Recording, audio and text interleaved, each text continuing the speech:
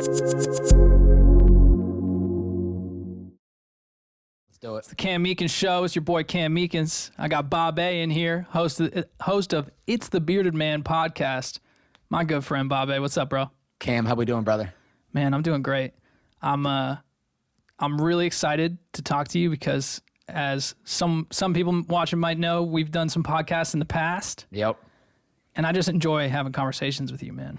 I appreciate it, man. I'm a big fan of anybody coming out of Massachusetts, trying to grind, trying to make it, out in LA. And even I was just talking to my roommate before we jumped on this earlier, and he's like, "Oh, what do you got planned up for the rest of the day?" I said, "I'm doing a podcast with my buddy Cam Meekins," and he's like, "Cam Meekins, like I know that dude. I've been following that dude since like 2010, 2011 from way back in like the blog era days." And so I thought it was pretty funny because I live with new roommates. I just moved about 10 days ago. So this is like a whole new atmosphere. So it's pretty funny, but much respect for you. And I'm so stoked to jump on this as early as you are in your podcast career, because I think you're going to crush it. Hell yeah, man. I appreciate that. Well, you were one of the people who really inspired me to get going on this grind. I mean, for those watching that don't know, so how would you describe what you do, man? I know you host your podcast. You're a big content creator, social media.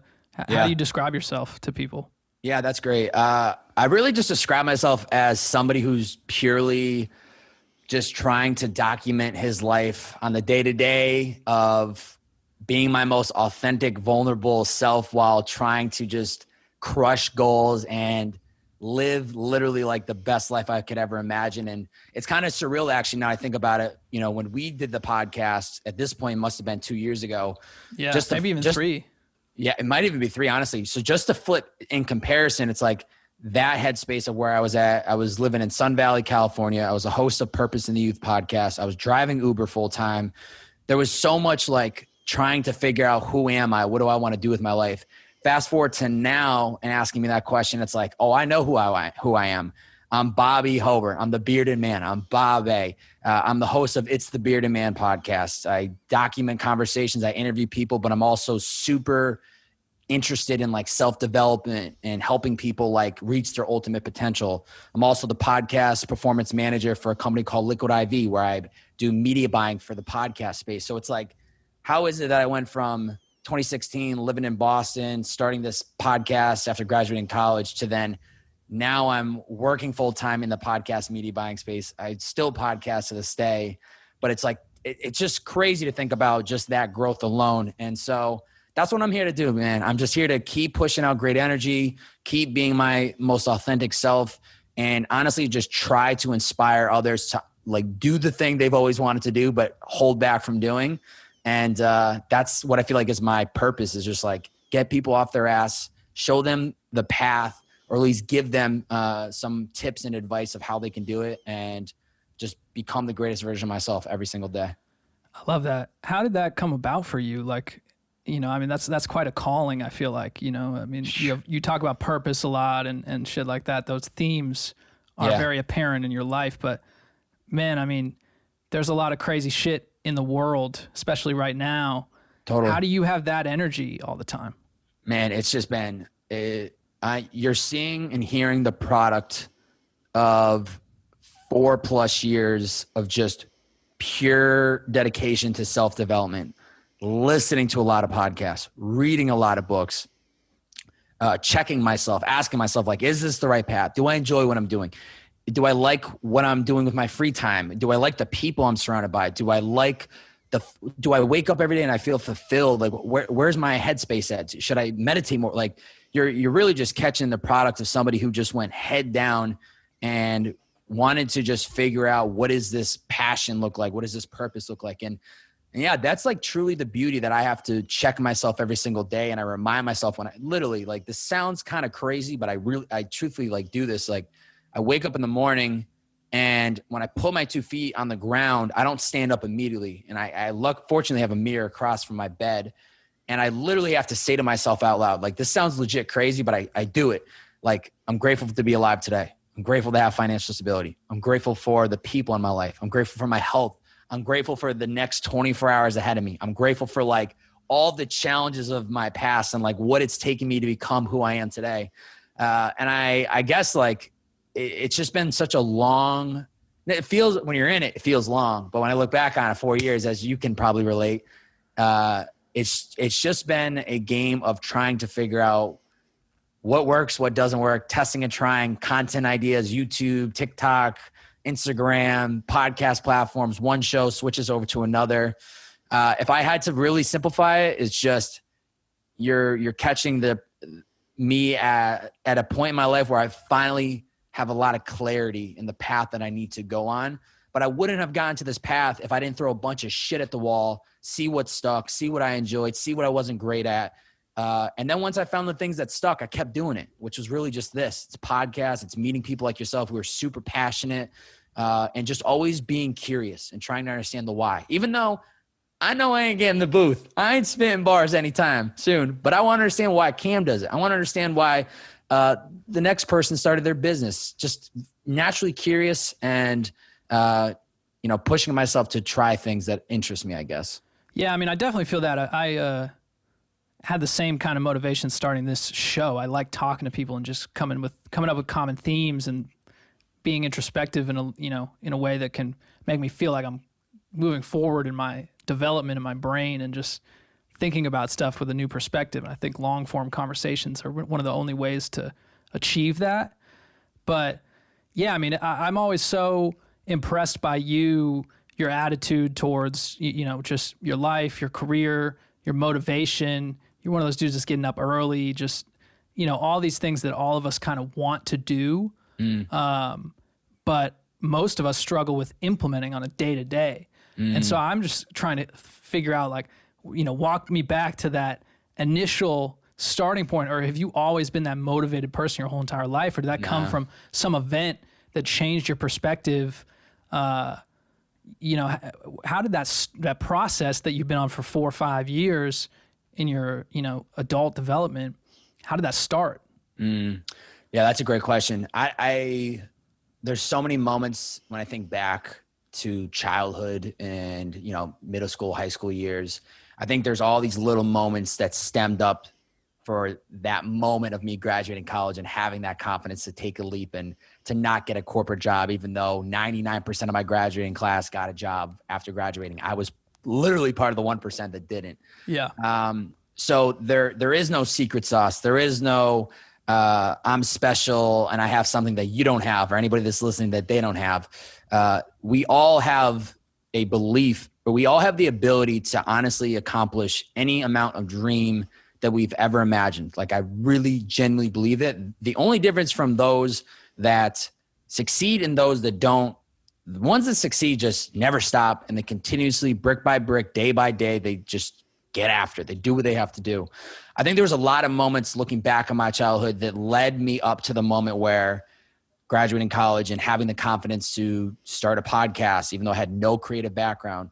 A couple moments that jumped to my mind is I started working at the age of 12. My parents provided me everything I could ever ask for: a roof over my head, food on the table. If I wanted to, I tried playing guitar. My parents bought me a guitar. I took lessons. They provided me more than I could have ever asked for. But, oh, Mom and Dad, I want to buy this new video game, and I want to buy the next Call of Duty that comes out 2 weeks later. It's like, we'll buy you one every couple months, but the rest, you're going to have to work for it. So I started working at the age of 12, learning how to make money at a young age, outside, outdoors, in the hot sun. That was incredibly important. I think back to maybe high school years, being part of organizations where after school we would go to local charity or local organization and give back, and starting to understand like what it feels like to be of service and do something that's not just about you. Whether it was in like maybe college years, just being exposed to people really that were coming from all different parts of the world. I went to Bentley University right in Waltham, Mass. And shout out. It's just like, man, I met people from countries that I, had only seen on a map. I never met somebody that was from Egypt or from Germany. It was like, what the, like, so then I'm starting to pull from all these, lessons and stories and seeing kids drive to the campus with more expensive cars than the actual professors. I'm like, wait, this is so new to me. I don't understand. Where is this money coming from? Like, so it's really just been all these little lessons along the way. And And I think just moments that stemmed up to that moment when I was graduating, it was like, yo, this is now or never. And I got to give credit to my parents. They definitely were always instilling in me, like, no matter what you do with your life, we'll always be here to support you.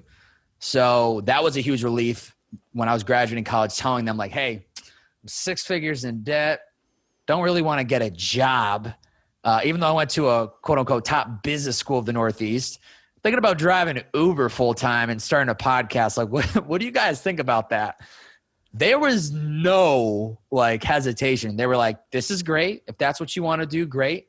But when your college loans kick in and when your rent comes in every month in Boston, that's on you. So yeah, we'll cheer you on, but it's on you to figure that out. And I do want to say the last thing that I would credit to giving me that like inspiration or to give me the confidence to take a leap would be honestly just all the kids that I grew up with in Western Mass. I was surrounded by people that were making music, producers, artists. I had a buddy that was making clothes. I had a buddy that was super passionate about like photography. So I think just seeing these guys, even though they were still early on in their careers, just seeing them have the confidence to be the oddballs out, or like, you know, the ones that are doing something different and they're actually like trying to create, just seeing that gave me the confidence of like, if these guys are doing it, I can do it. And if I want to start a podcast on passionate people, this is my test group. This is where we start and we see where the road takes us from there. Yeah, that's inspiring, man. I mean, to go into the situation just starting from scratch, and also even having the college, you know, the student loans, to figure that out, not just creatively for the podcast, but financially, how to survive, is a really big feat that I think, you know, freezes people from going and trying these things. I think your point about the influence of parents and just like your upbringing and stuff like that is super key. I don't think that I would be doing what I'm doing if it weren't for the fact that both my parents were very supportive, in the sense of not like, we're going to help you do this, but if you want to do something, if you want to pursue music, because I was never good in school. I was always just trying to do music. They weren't of the mindset of, you need to stop music and focus on school. They were like, okay, you clearly have a passion for music, lean into that. They supported that as long as I was doing something productive in the real world sense, not just in the school sense, because school didn't blend with my personality when I was growing up.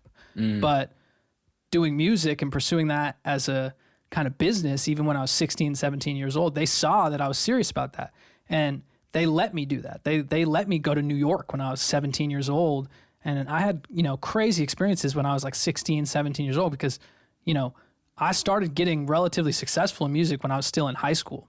And so I would go to New York when I was a junior in high school, and I was linking up with these dudes who like worked for, you know, different management companies and, you know, industry dudes that I thought were just like the most important dudes in the game when I was 16, 17 years old. I didn't know anything about the music industry. And so my first kind of foot in the door in the music industry world was I would go out to New York, meet up with these random people that I had met through Chris Webby, who I like got connected to because he did a show in Boston. So I met him, did a song with him. Then I met some other people, and it was just a real genuine, actual physical networking situation. I was 17, going out to New York, staying there for the weekend, telling my parents, oh, I'm going to stay at my sister's house. But really I'd end up, you know, 2 hours outside the city at some random house. You know, people are smoking weed, doing all this crazy shit, and like, you know, hanging out with other artists that are all in their like 20s and everything like that. And those experiences, you know, just led to my career actually being a real thing. And, you know, I think obviously some of that stuff is like, you know, a little crazy, and, you know, no one really wants to like let their 17-year-old kid go do that because it's not necessarily like the best idea, but it worked out for me. And I always had a good head on my shoulders, even in those situations. And I don't think I would have been able to do that if it weren't for the support of my family around me, knowing, hey, he's serious about this. Let's treat him like an adult and let him follow that. And the same thing with you, you know, having the support from the people that you love to say, okay, yeah, we support you, do your thing, but we're not going to be there when your rent is due. That's the right kind of support. It's the support to say, you can do it, but I'm not going to bail you out. Yeah. Because when you start bailing people out, you're not achieving anything there. No. You know? You need your back to be against the wall. And it's exactly what you just said, leaning into it.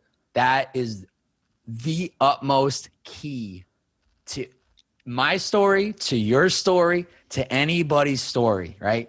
You lean into the situation you're in. The fact that I had to drive Uber for 19,002 total rides. I got this shit tatted on the back of my arm as a reminder, yeah, okay? 19,002, okay? In it, I'm like, I can't even imagine the day that I'm not going to be driving Uber, right? That's all I could think about. Can't wait for the day I know it'll come.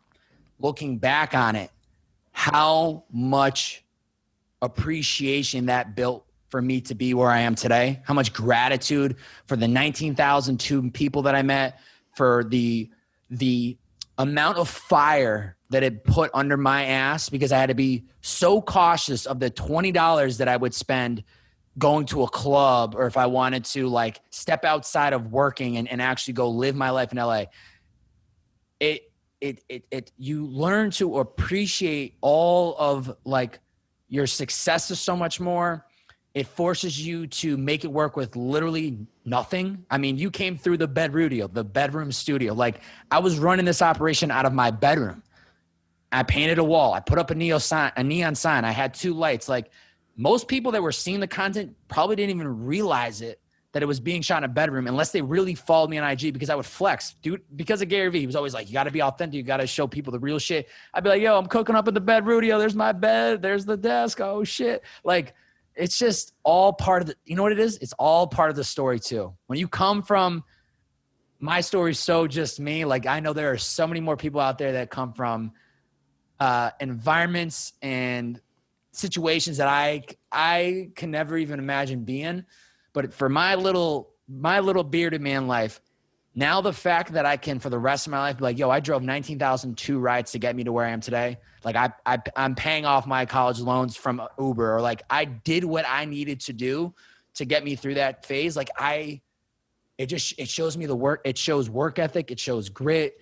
It makes me be more financially smart with my money. Like, if you don't go through tough times or whatever is relative to your life, like if you don't really learn work ethic, which is something that I have through my blood and that you can't teach, it's going to hurt you for the rest of your life.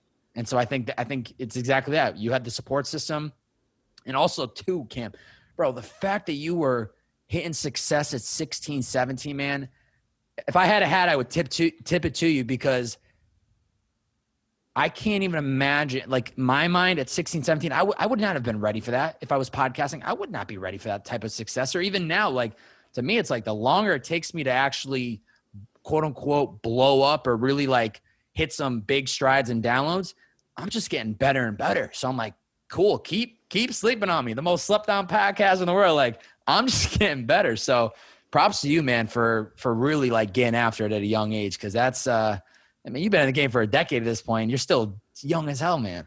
I know it is really crazy when I look back at it, and I realize I've actually been releasing music professionally for over 10 years, 11 years.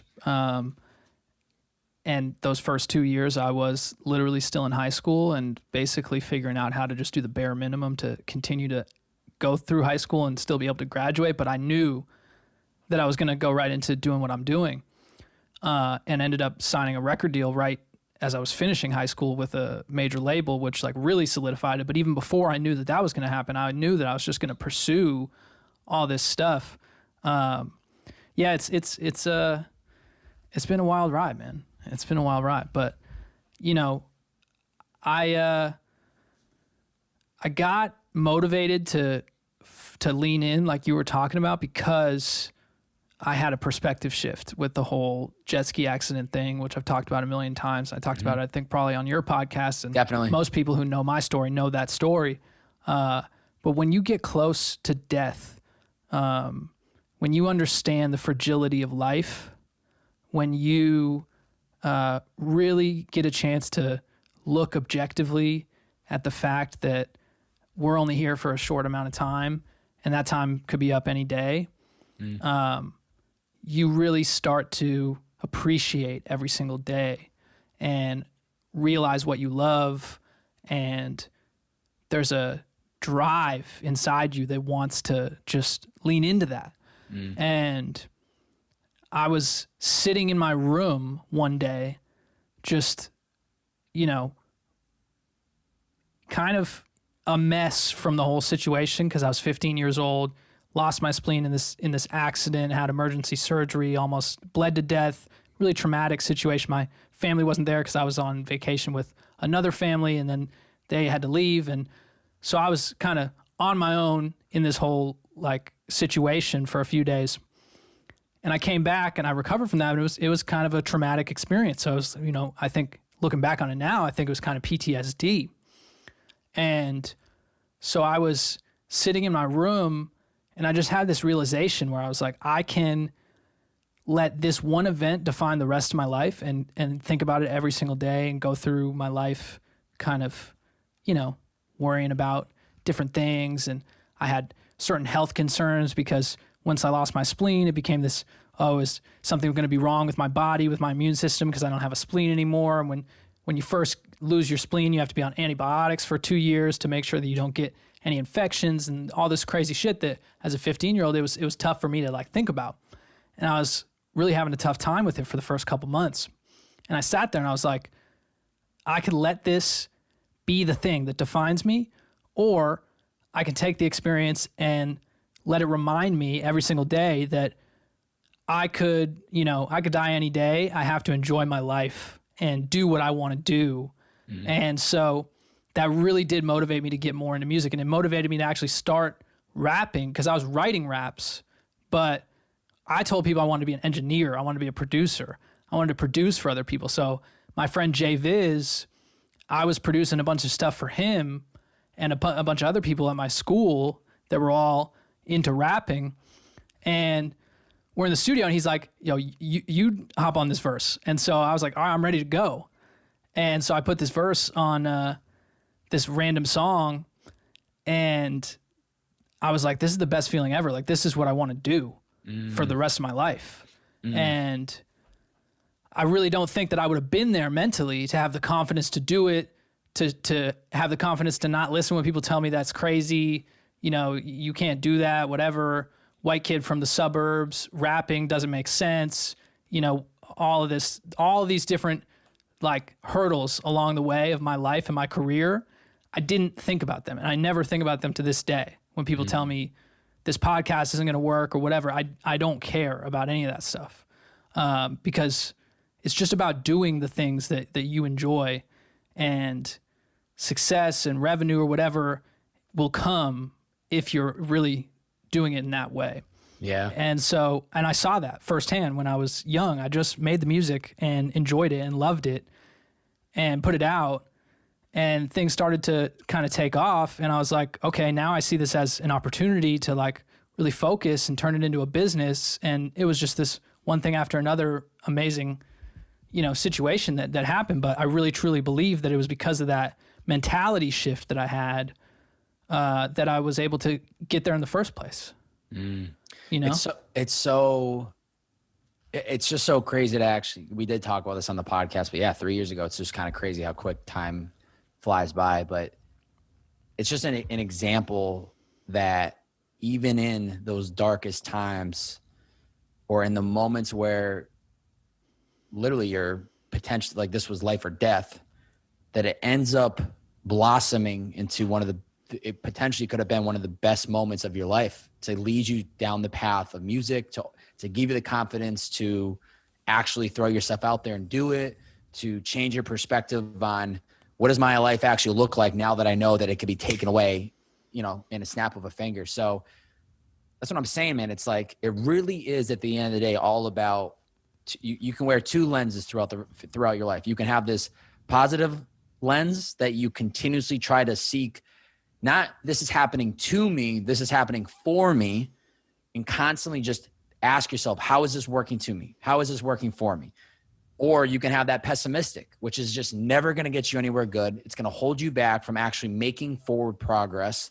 And you're always going to be stuck because you're just so caught up in almost like assessing or reassessing like what had happened. So it's really surreal to hear it again, man, because like I said, I know we talked about it on the first podcast, but it's beautiful that something so close to literally taking your life ended up becoming one of the greatest moments that gave you the confidence to move forward. And anybody that's, and maybe there hasn't, but anybody that even potentially goes, yo, Cam, is this podcast, it's not going to work. Those are the people that I love people like that, because it's like, you are so caught up in watching me and consuming my content, right, and formalizing an opinion and then spitting it back out. You're coming at me when it's like, what are you doing? And I had somebody on a podcast recently, a couple months ago, tell me this. I forget who he quoted this from, but at the end of the day, it's like, if you're not in the arena with me, I don't want to hear a peep. If you're not out there throwing yourself out there, especially if we're just talking like music or podcast space, you're essentially signing up to be vulnerable, share your voice. Absolutely. Everything. Yeah. If you're not doing the same, I don't want to hear your opinion. Unless it's good. If it's good, all day. Get me fired up. I want it. But if it's negative, take that shit, put it in your back pocket, and keep it moving, because I ain't got time to listen to it. No, so, I feel you. Podcast is going to be big. So anybody that's sleeping on love, Cam, bro. Just wait. That's love. And I actually haven't heard that comment. But cut this. And then when the first one rolls in, people have been showing love. People have been showing love to the podcast, but there's always haters, and there's been people who are saying like, "Oh, that's not a good idea," my whole entire life. But I after that whole situation, that mentality shift, the jet ski thing, whatever, I've never cared about a negative comment, a negative thought, whether it was a teacher or a principal or a fan or a misguided fan or, just someone who was just looking, and, anyone that's saying anything negative. Well, first of all, I just don't have the ability to like care about it after that perspective shift that I had when I was younger. And before that, I would have cared about it for sure. And I'm definitely still very self-conscious about a lot of things in my life, but certain things like that, you realize they're just not worth your time to worry about.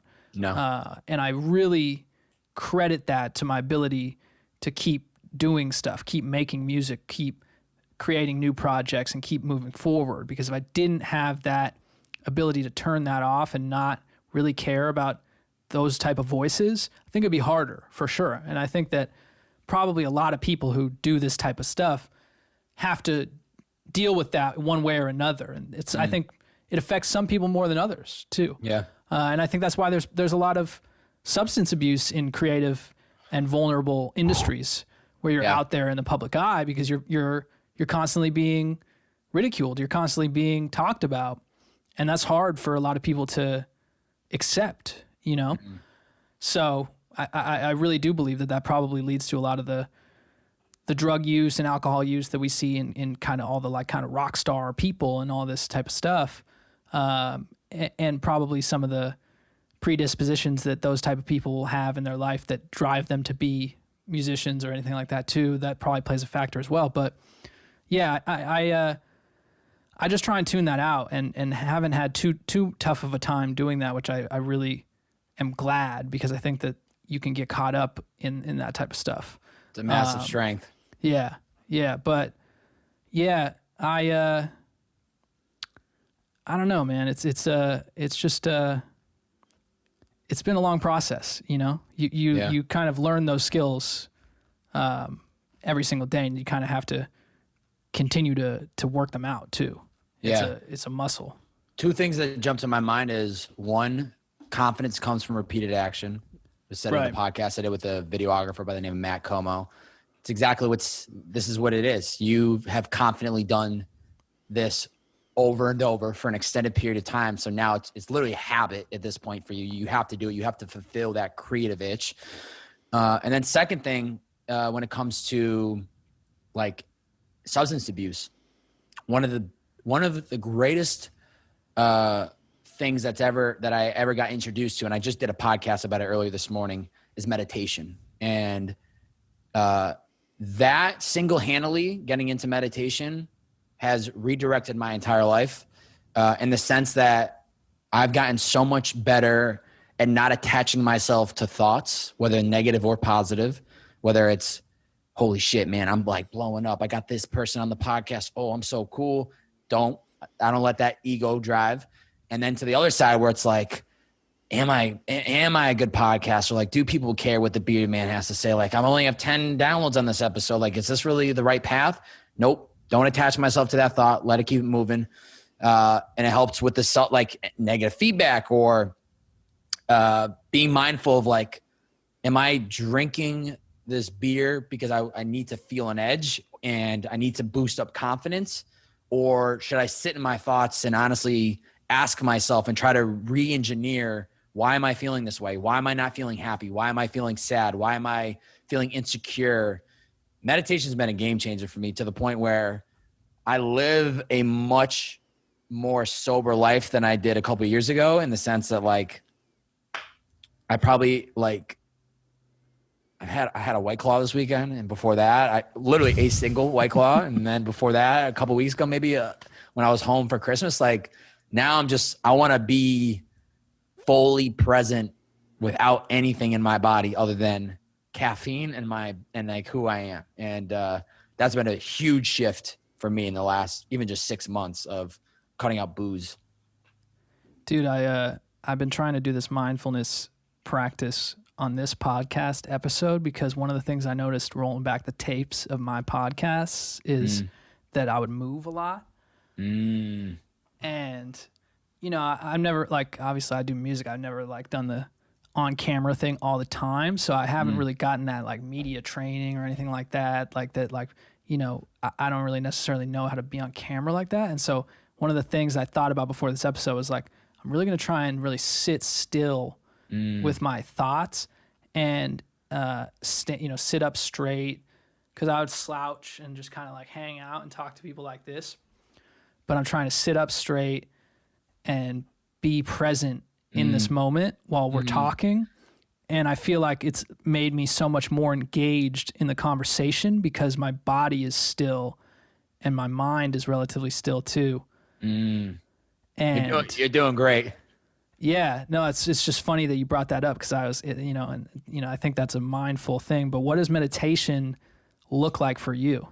Every day, 20 minutes every morning. And what do you do? You just sit and breathe, focus on your breath, or what kind of meditation do you do? Yeah, so I use an app called Headspace. Funny enough, today I just hit 100 days straight, which has been incredible. For the most part, it's been a daily routine for me for the last couple of years, but if it was like on the weekend, I kind of would just let it slip, or it wouldn't be that big of a deal. But now I'm really pushing like daily, no questions asked. But for me, it's a 20 minutes session on the app. I do it right after I work out. First thing I do every morning is work out. Second thing I do is meditate. And it's a self-guided meditation. And meditation at its core is about focusing on the breath, breathing in, breathing out, being present. So for me, it is about focusing on the breath and trying to get really in the moment. But also what meditation has provided me is it's a moment in the beginning of the day to get out all the bullshit. And the best analogy I can think of, and credit to Headspace, because this is where it comes from, is you essentially want to be on the side of a road, of a highway, and you want to see the cars going both ways. And each car, truck, whatever, represents a thought, an emotion. You're purely just the observer. You're not attaching yourself to either of those, like I was talking about earlier. And so for me, that's what it's about. In the morning when I wake up, after I work out, I sit down. Some days I'm really pumped up. Like I knew today, I'm recording a solo podcast. I got a podcast with Cam. I got a dinner later tonight. I'm just observing, like, how do I feel about today? Like, what's the intent? Like, I want to deliver a great solo pod. I want to give Cam the best possible podcast that I can deliver. I want to be present in the dinner tonight. Okay, cool. That's what today's looking like. And then maybe tomorrow when I wake up, and today was a holiday for the company I work for, Liquid IV. Tomorrow when I wake up, maybe I'm going to be thinking about, all the things I need to catch up on now that there was a holiday and all the emails.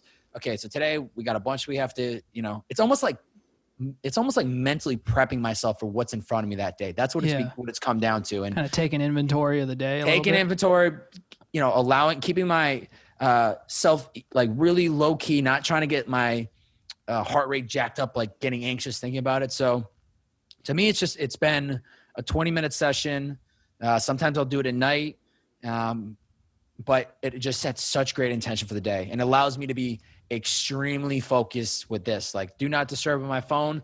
There's nothing else that I'm thinking about right now than this podcast with you. And as soon as this ends, I'll move on to the next thing I need to do, and I'll stay present there and on to the next.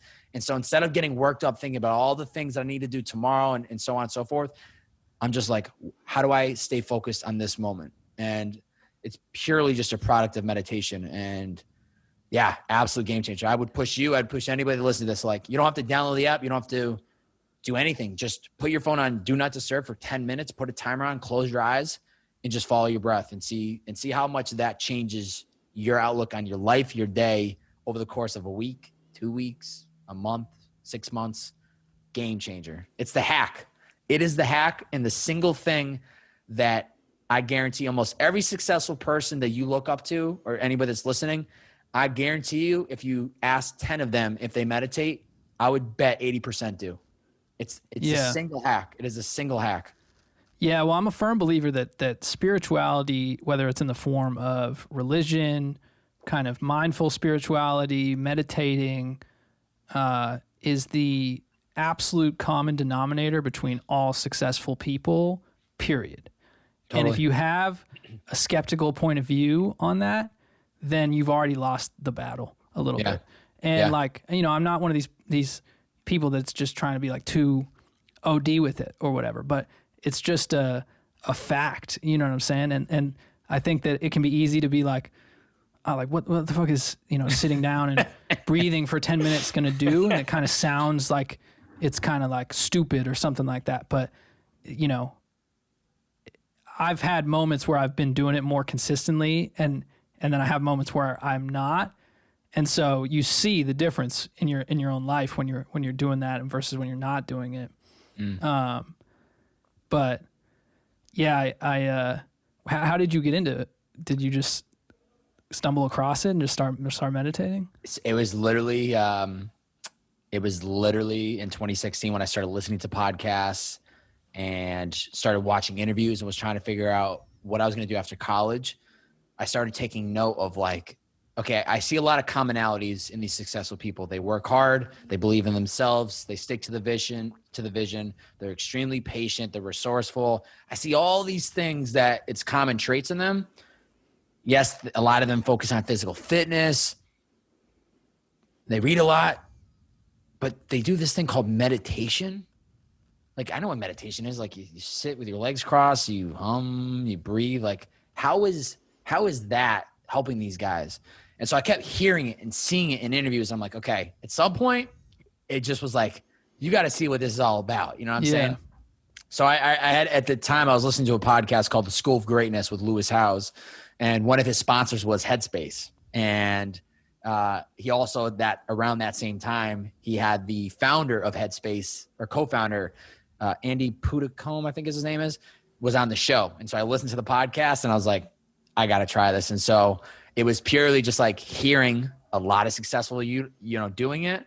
And then just being piqued by it and wanting to give it a try. But I do hear you though. 'Cause it's like, I'm not here posting on my story, like, hey guys, I'm about to go get Zen for 20 minutes. Blah, like, well, that's the even like talking about it makes me feel like kind of like a douchebag, but you should not. No, I know, and I'm just fucking around. But that's the true meaning of being mindful is to really like have that interaction with yourself and be present and not have to tell people about it.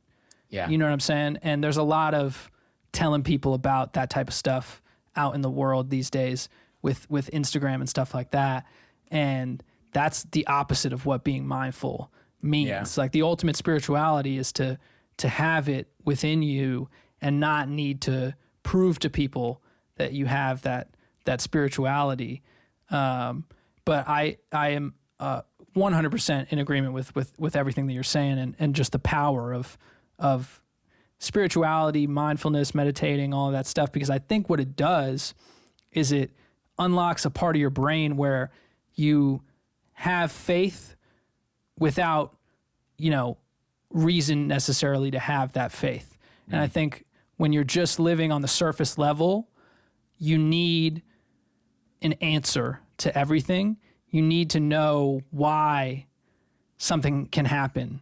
And when you have faith and when you're spiritual, and again, whether it's through religion or meditating or any way that you connect with the universe in some spiritual way, I'm a real strong believer in this, you stop needing to know the answer and just you start to accept that you can achieve things can happen in your life, and you know it inside you.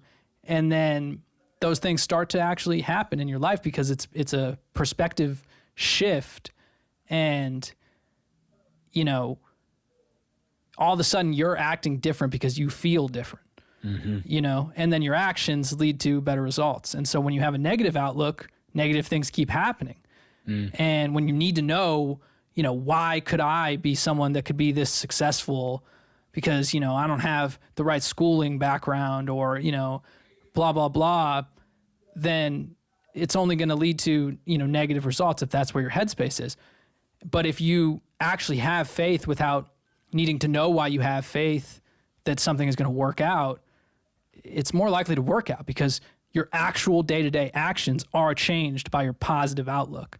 So then more positive things start to happen in your life, and, you end up becoming a more accomplished person. Yeah. And so when people talk about the law of attraction and debate whether or not it's valid or not, they're missing the point. Whether or not there's actually some universal force and energy dictating these things, we're never going to know, one. So there's no reason to debate it.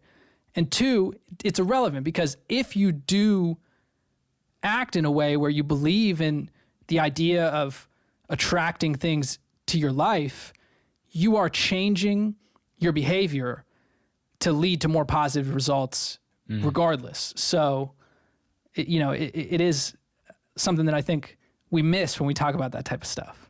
Yeah. Is that like just changing the outlook does make meaningful changes on the day-to-day decisions and random shit that you do. Yeah. And to echo what you said earlier, because I completely agree. And it's been something that I have had to figure out for myself as I stepped into this whole self-development world, which is, it's an interesting world to step into because I genuinely want to help people. But I do come across a lot of people where I'm just like, you're so full of shit and I can smell it from here through my phone, right? And so a lot of times, especially when it comes to this meditation type conversation or self-development or whatever it might be, it all comes down to how people communicate it. And I feel very fortunate. I think you're very much the same.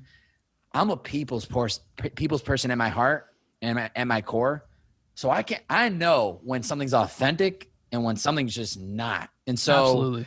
I think a lot of times, whether it is this conversation around meditation or it's about what somebody's going through and having empathy that maybe you've never been there, but you can feel for them. I just think what it comes down to at the end of the day is how people communicate themselves to the world or their thoughts. Are you open-minded or is it your way or the highway? I just think that's really important because, like I said, it's taken me quite a bit of time, and it was very hard even when I was getting to this whole self-development world of like trying to share my voice and post content and show people like what I'm going through. And, I'm sure there are plenty of people like, oh, who does Bob think he is, like some life coach? And I was like, no, I'm not trying to be a life coach. I'm trying to be exactly what I said at the top of this podcast is I'm just trying to document my day-to-day life, show people the experiences that I'm going through, tell them the lessons I'm learning. And if you want to take it and run with it, great. If you don't, that's not a problem. But I've just seen how much value I've learned in my life by listening and watching other people from afar and taking note and putting that experience in my back pocket to use in the future. And I go, if I can do the same for other people, that's pretty awesome. Well, there's just a huge difference between showing people the tools and the things that you enjoy that help you and, motivating people through documentation and through bringing people along the journey, the ups and the downs, which you do a great job of being authentic. And so there's a huge difference between that and people trying to create a persona that's not authentic to them to monetize and create a brand, or at its core, really just make them feel better about themselves in a weird kind of positive reinforcement, instant gratification kind of way. And I think we get addicted to that on social media sometimes. And I mean, the world needs people to create content. Like, I don't think there's anything bad about being a content creator and putting out content.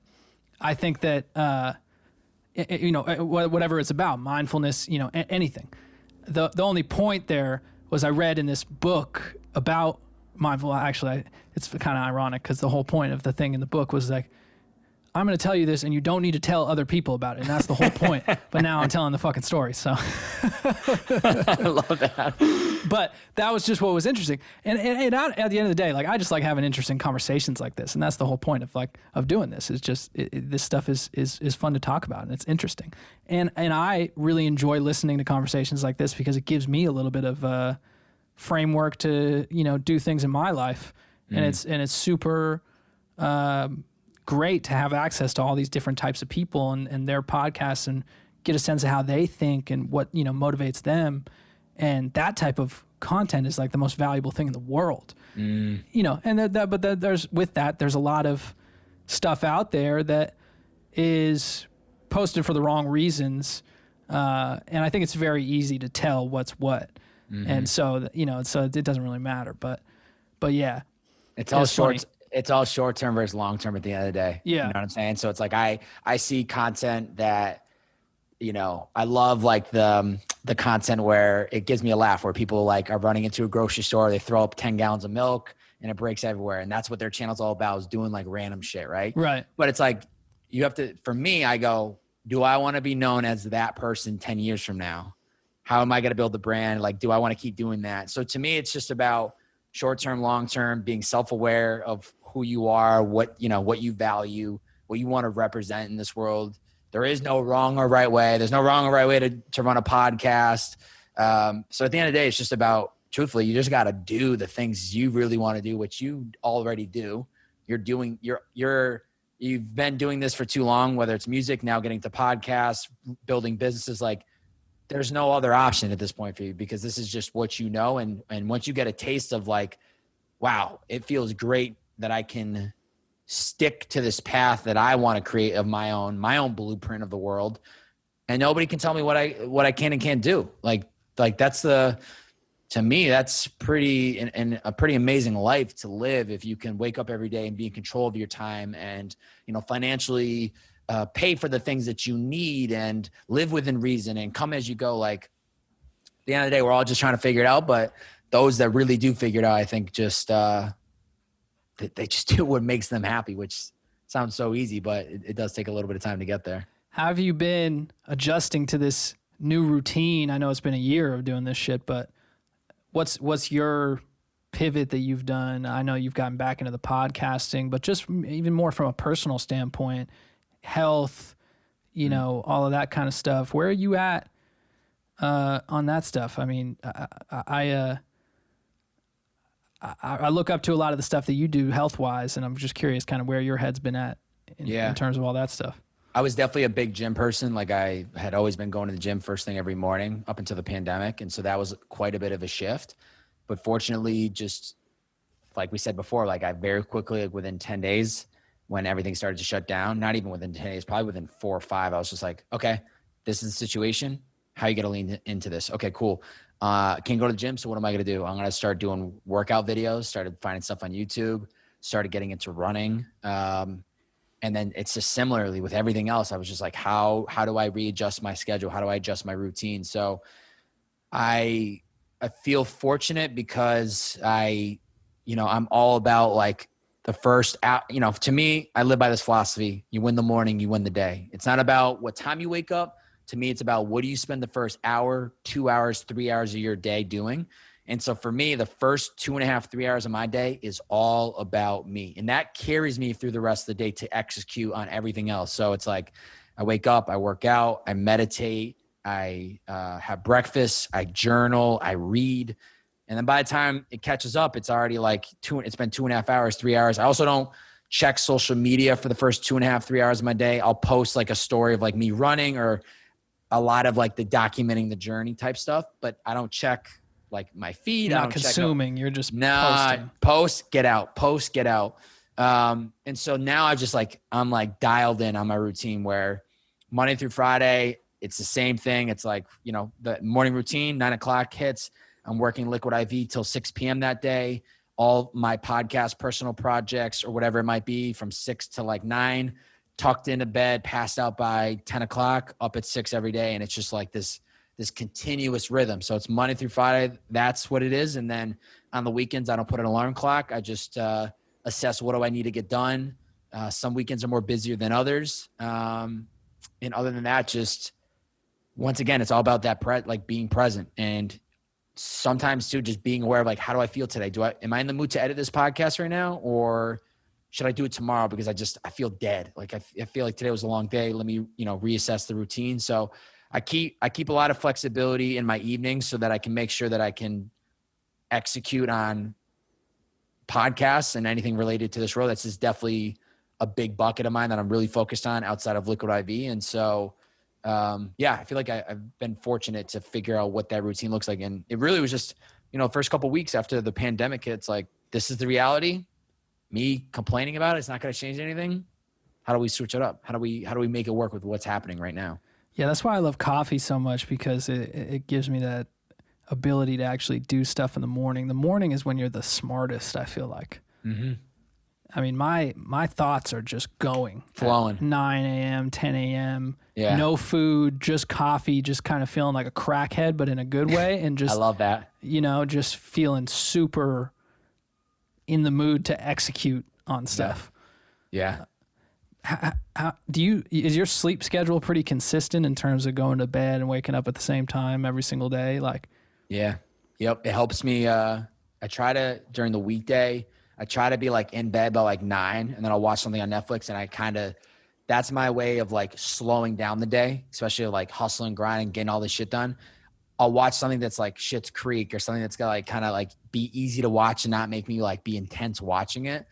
And so, yeah, it's this like literally like 9 p.m. I'll try to get into bed. Sometimes I pass out by 9:30. Sometimes it's not till 10, but 6 a.m. alarm every single day during the week is always the time I get up. And yeah, why I know routines can feel boring and people can get sick of it. But for me, what it's done in general is I know where I'm supposed to be and I know when. There's no question of when should I work out today. There's no question of when should I record the podcast. There's no question of when should I read or journal. It's imprinted in my mind and on this certain time of every day. So that habit then becomes a ritual. It's so part of me that I feel lost if I don't do it. And so, yeah, I mean, it's just so crucial to me. And I think it's just about really too, because I love what you said earlier. It's like you wake up, you have coffee before you even eat, you're, getting some shit done or, getting your thoughts on a paper. At the end of the day, it's about being self-aware of what works best for you. Some people like the night workout. Some people, like waking up and getting right into their emails. I've tried so many routines in the last 4 years where I used to do that. I'd wake up at 6, start working by 6:05. I just realized it wasn't made for me. It wasn't good for me. So that's the other thing too. It's like, you got to test and try a bunch of routines to see what works and what doesn't. But based on the routines that I have found, I get up at 6, 8:30 a.m. I'm fired up. Got coffee in hand and I'm ready. I am ready for the whole day ahead of me. And I'm like so sharp, so like motivated, so inspired. That's where I get the energy from, because that morning routine builds the momentum and it carries me for the rest of the day. Yeah, I love the mornings. The mornings are absolutely the most productive and just exciting time, dude. Quality time versus quantity. That's what the morning provides. Yeah. No, and you're right. It's all about what you need in terms of your own routine and when you work best or whatever. And some people might do that at night, and it depends on what you're working on too. If you're a creative and you're in the studio, I like making music at night, but I like waking up in the morning and doing some other shit. Yeah. But routines create discipline. Mm-hmm. And the problem with routines is the routine isn't a bad thing. But when someone else dictates your routine, that's where I feel like routines get a bad rep, because nobody wants to do something on other people's terms. But if you build your own routine, that can be really positive and advantageous overall, because we thrive in routines as humans. But it's about setting your own routine and making yourself feel good about that routine. And if you're not doing that, then, you know, you're kind of just wasting time in some ways. If you don't have a little bit of a structure, routine, like we all do need a little bit of structure. I'm the biggest proponent of doing what you want in life and having fun. But as I've gotten more and more busy with different things I'm doing, having a balance, doing this and the music and everything else, the more you realize how important that basic structure of a routine is every single day. And even just the simple fact of trying to go to bed at the same time and wake up at the same time and have that consistency, because it does create discipline. And so that type of routine, I feel like, is super key. But routines, I feel like we all think of it in the sense of like, routines are like when we had to go to school and it wasn't something that was up to us. We had to go at 7:30 and go leave at 2:30 and do this thing every single day. And that, or, you know, if you have to go to work at a certain time every single day. But yeah, I feel like routines just lead to the discipline if it's your own self-imposed routine. Yeah.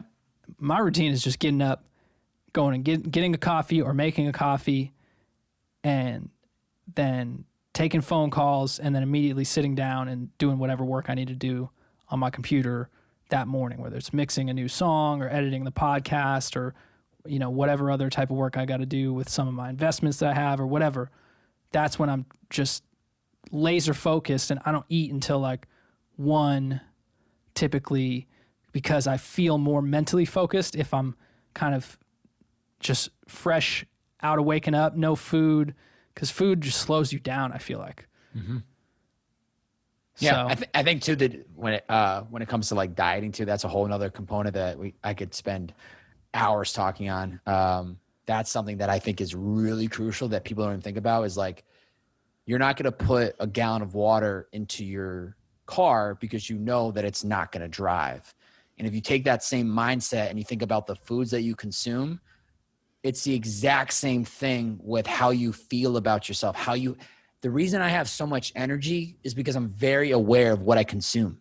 You know, like I said, for breakfast, I'm not having 10 eggs, bacon, sausage, toast. I'm having the same breakfast every day: yogurt, bananas and blueberries, and a protein shake. It's light.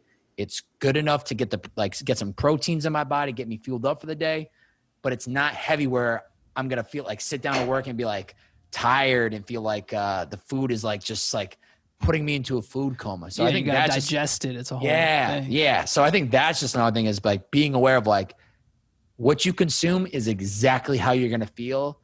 And if you want high energy and you want to feel alive, eat foods that make you feel alive, that are alive, you know, vegetables. And if you are okay with eating meat, I know it's very big topic, especially in LA, whether you eat it or not, just be aware of what you're consuming, because I guarantee you it's going to shift the way you feel on a day-to-day basis. Yeah, the biggest thing, I'm definitely really interested in food, and have done a lot of different trial and error things with, I mean, I tried to do the vegan thing for a little bit. I tried to do eating more protein. I tried to, you know, not eat red meat. I've done everything over the years, ever since I was like 18, just different things, and gone through different periods of being more on top of it, less on top of it, whether or not I'm working out at the time, lifting or whatever. And my appetite, like I don't have a crazy appetite unless I'm working out. And that's why like I've always been like relatively skinny. Like I'm not trying to eat a ton of food all the time. Like my body doesn't want to eat a ton of food all the time. Unless I'm burning a lot of calories, then it does start to feel like that.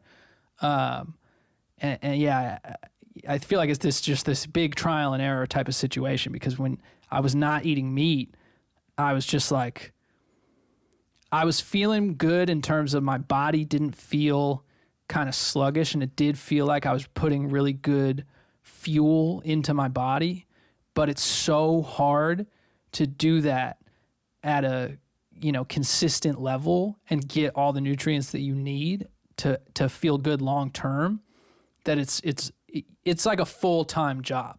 If you want to not eat meat and not eat cheese, it's a full-time job to feel good with the food that you're eating. Otherwise, you just start eating shit that's not meat, but it's not necessarily super healthy either, but it's a way to get in the calories, and then that's always been my struggle with it, is like, if I had all the time in the world to just focus on making the best meals, then I could probably be vegan. But, if you need to get in 2,000 calories or, 2,500 calories in a day, meat is a very efficient way to do that. Mm-hmm. And so it's a really interesting thing. And I think that there's just so much polarization on all that stuff. I think it goes back to just whether or not you're just healthy in general. Yeah. And if you overconsume, obviously when you're over-consuming meat, it's a really bad thing. But over-consuming anything is a really bad thing. Yeah. Yeah. And I think too, the tough thing about dieting that I've always realized is what works for somebody might not necessarily work for you. Yeah. All of our bodies are completely different. The greatest example is allergies. Some people can eat peanuts, some people can't. And that's just a very small example, but imagine the way me eating Greek yogurt might affect you differently, or me eating meat's going to affect you differently. So I think that's the other thing too, is you kind of have to test and try diets or foods to see how does your body react. And then base like, do I like eating this food or do I not want to eat this food, or should I try a different diet? So that then becomes a game of like testing and trying, once again, trying to see what works for you. What do you enjoy? What works within your budget? Because if I wanted to go to Erewhon and do all my grocery shopping, it would cost me $300 a month, or excuse me, $300 a week. A trip. Yeah. And I know it's organic and I know it's better for my body, but financially it's like, that doesn't work. So there's a lot of different variables that people have to consider. But I just think at a very high level, being aware of what you're consuming is going to change so much of how you feel on a day-to-day basis. Yeah, I like the Michael Pollan thing, which is you can eat whatever you want as long as you cook it. That's good. Because if you want to eat a fucking apple pie and you're working on it for 3 hours, then eat the fucking apple pie. Like, good for you. Yeah. But I think what's problematic in our world, in America, is that we can go anywhere and get just the abundance of food and highly caloric and horrible food is just everywhere, and it's cheap. It's super, super cheap. So of course we're all going to like overconsume, but we wouldn't do that if we had to make it ourselves. And so you can eat whatever you want. As long as you're making it. You want a donut, then make it. Yeah. And I mean, from scratch, So that's my newest thing. I've been on like my cooking with Cam shit on Instagram, and I'm just trying to, if I want to eat something good, like a chicken parm or pizza or whatever, then I'm going to cook it from scratch. And you feel good doing that, even if it's got stuff that, doesn't necessarily, it isn't necessarily considered healthy. You still feel cleaner and better doing it if it's, if it's something you made with your own hands, And I'm imagining too, you're appreciating it too, because you built it yourself. Yeah, I think it's a mental thing and a physical thing, because there's less processed stuff just by nature of you making it yourself, and that's good physically. And mentally, you feel better about it because you were along the road for the whole entire process. And I think that food and how we digest food is probably a mental thing just as much as a physical thing as well. And I think that our chemistry in our body is certainly affected by how we're feeling about it too. So that's been my newest thing with food. But like I said, I try a lot of different things with food. It's just kind of an interesting thing to me. Got to bring somebody on who knows what they're talking about. I was gonna say, you got to get a chef on here soon enough, baby. Yeah, 100%. Well, the other thing about going vegan is like I just like to cook too, so it's just not realistic. Yeah, I was vegan for like 2 months, and I like to cook chicken and I like to cook meat And I just like to cook anything, and pretty much every recipe that's a legitimate restaurant recipe or real chef's recipe is not a vegan recipe. So that's my trouble with it as well. And no shade to anybody who's doing that. Like I said, I would be almost vegan all the time if I either had a personal chef or I had all the time in the world to just focus on that. Yeah. But I don't. There's only so much time in the day. Yeah. Not made for me either, baby. But I respect it. If anybody that is on that vegan wave. Right. But I think it's just, it is just about how much you're consuming at the end of the day. I really think. I mean, I think getting to the point where you're overweight because you're over consuming, of course we can blame meat or whatever it might be, and I think there's absolutely some correlation between meat and particularly red meat and processed meat being carcinogenic and causing cancer. But you can't deny that we can eat meat as human beings too. I think that we probably eat more meat than we need to, most of us, and that might be part of the issue. But the biggest issue is people who are over consuming to such an excessive level that they're having, severe health problems because of that.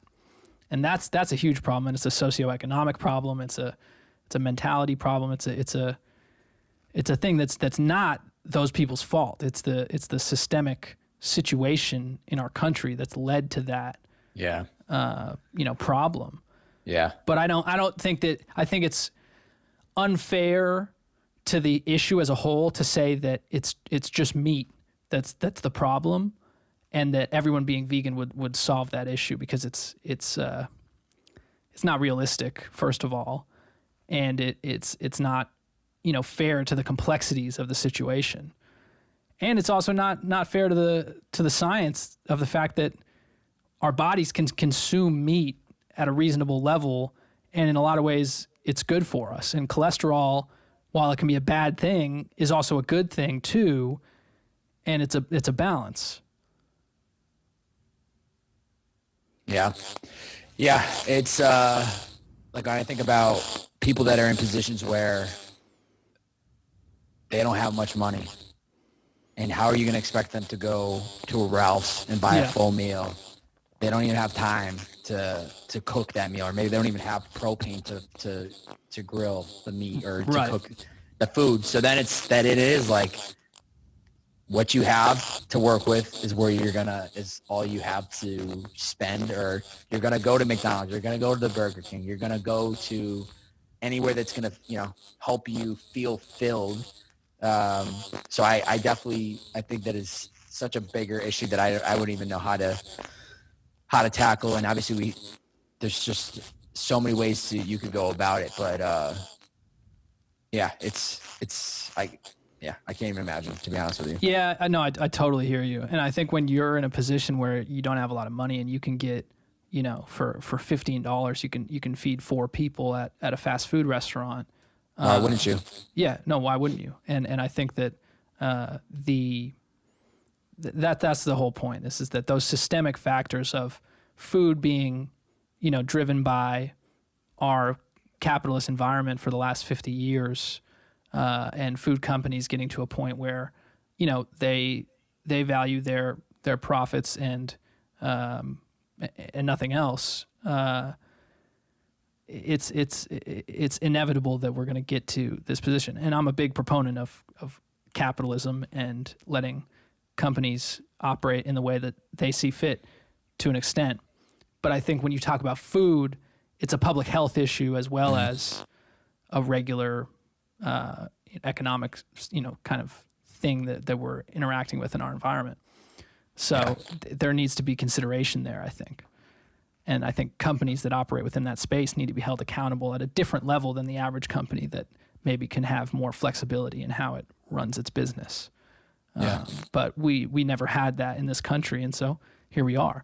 And on top of that, we had, an even worse situation where those companies have been able to lobby government for the last, decades, to create. I mean, it's really interesting when you actually look into it. Like the sugar companies and the meat companies are the ones who have lobbied the FDA to create the food maps that we use to determine how much protein should be on a plate and how much, and all those things are completely arbitrary things that aren't based in science. They're based in lobbying and people paying money to influence government to say certain things that are going to help those different markets.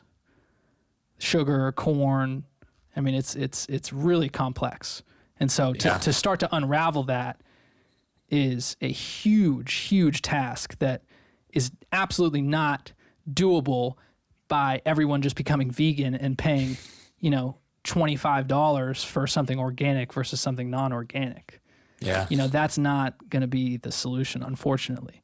If you're in a position to do that, it's a really privileged position to be in. But that doesn't go very far to solving the problem, obviously. But my man Bobbbaaaay, dude, this was a great conversation, man. I had a lot of fun talking to you.